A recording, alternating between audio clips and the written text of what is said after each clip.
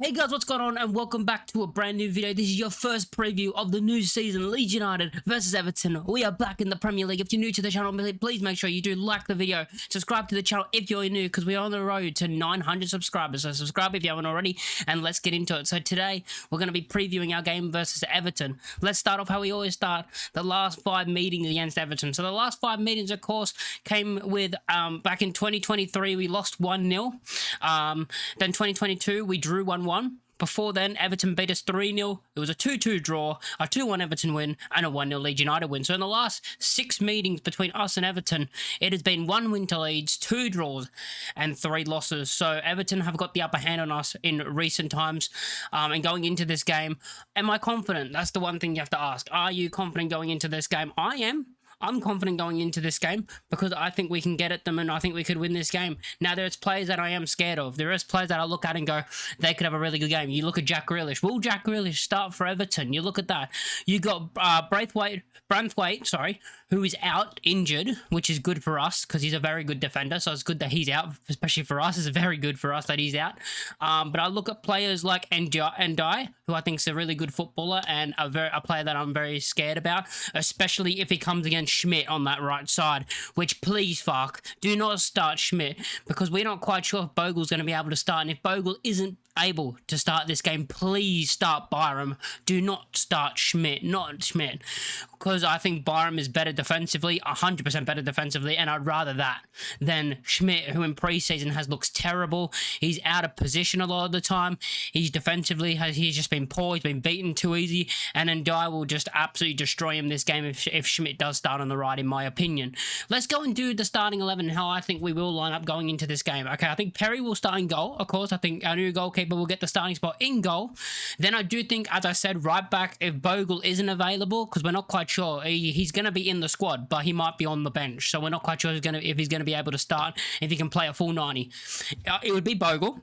But if he can't play, it's going to be Byram. I'd start Byram on the right. You're then going to have Strauch and Rodon as the centre-back partnership, of course, because BL can't play due to that stupid suspension, which is ridiculous that he can't play because, as we've already talked about, the suspension is bullshit because one of the yellow cards, he won the ball clean in the tackle.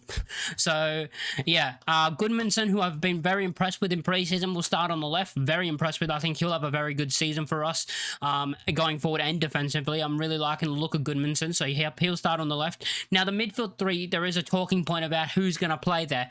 Ampadu's guaranteed, in my opinion, to start in the middle of the 3. You're going to have Ampadu in the middle of the 3. You're guaranteed, in my opinion, also to have Stack on the right.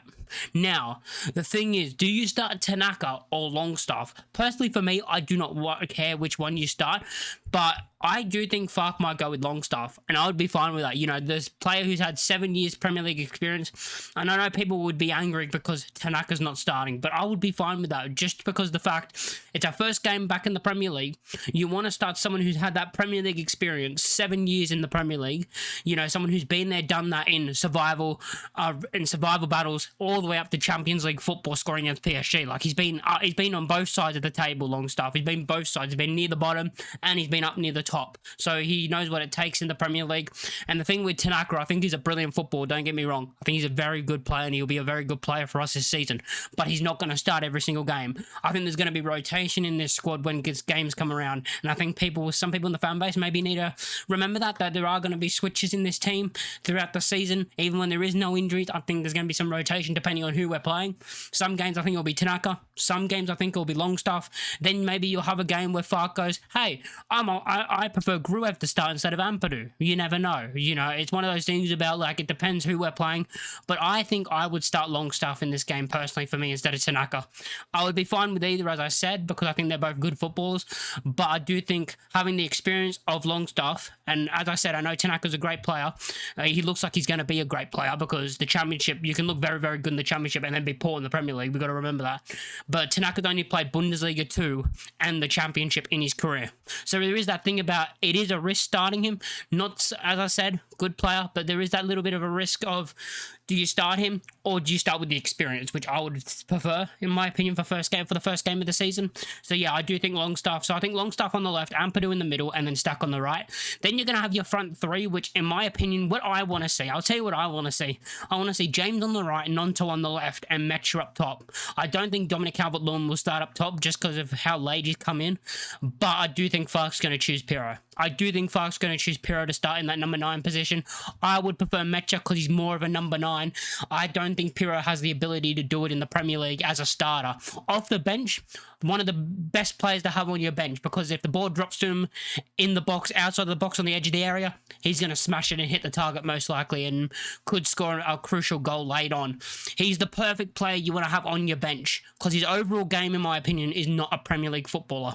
He doesn't have that level of a Premier League footballer with his overall game, but his finishing is unbelievable. He's got very, very good finishing. So he's one of those players that I don't think is good enough for the Premier League for most of the stuff he does. But his finishing is top quality, which is why you have him on your bench. You bring him on with 20 minutes to go against tired legs, and then bang, the ball drops to him. You're every time the ball drops to him, you're thinking it's hitting the back of the net. We saw that last season. Everyone's like, every time the ball dropped to Pirro, you're like, it's hitting the back of the net. So that's why I would start Metcha. I would start DCL probably, but I don't think we're going to start DCL because of how late he came in. So yeah, I would start Metcha up top, and then yeah, bring Pirro probably off the bench. So yeah, that's my lineup. That's how I think we'll line up. I'm going to re-say it. So we're going to have Perry, we're going to have Byram, we're going to have Strauch and Rodon, Goodmanson, then the midfield three of Longstaff, Ampadu, Stack, and then James, Metcha, Nonto. That's how I want us to line up. Let me know in the comments down below how you think we should line up. And as I said, going into this game, there's some players that I am a bit worried about. You look at some of the players, NGI, of course, I've already said that. I think Tarkowski, very good defender, which is another reason why I don't want Pirro to start, because I think he'll get absolutely bullied by Tarkowski. I think he'll absolutely destroy him in this game, in my opinion.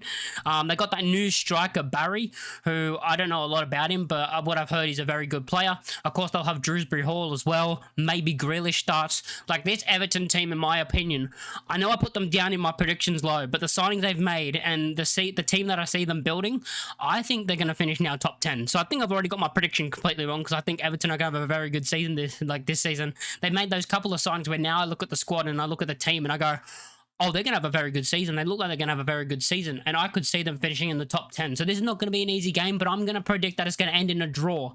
I'm going to say we're going to draw this game 1-1. I think it's going to be a 1-1 draw. Leeds United and Everton share the points. The goal scorer for Leeds United, I'm going to say Dan James gets the goal. Dan James kicks us off for the season. I'm going to say it's a Goodmanson cross, like he's Goodmanson on the left, whips it across the box, and it's just a tap in at the back post for James. I think that's how we're going to start the season with our first goal. It is Ellen Road under the lights, and it's going to be massive Ellen Road in this game. The atmosphere is going to be very good, big for us in this game, and I think we'll come away with a point, and I will take a point. I know people will probably be fuming on Twitter just because Sunderland won. It's one game, and I think Sunderland are staying up anyway, so it doesn't really bother me that they won, because I think they're staying up, because I think we're both staying up. But I've seen people angry and like frustrated and already losing their head because Sunderland won. It's confusing as hell. But yeah, let me know in the comments down below your starting lineup and your prediction for this game. Make sure you like the video, subscribe if you're new, and I'll catch you all in the next one. Peace.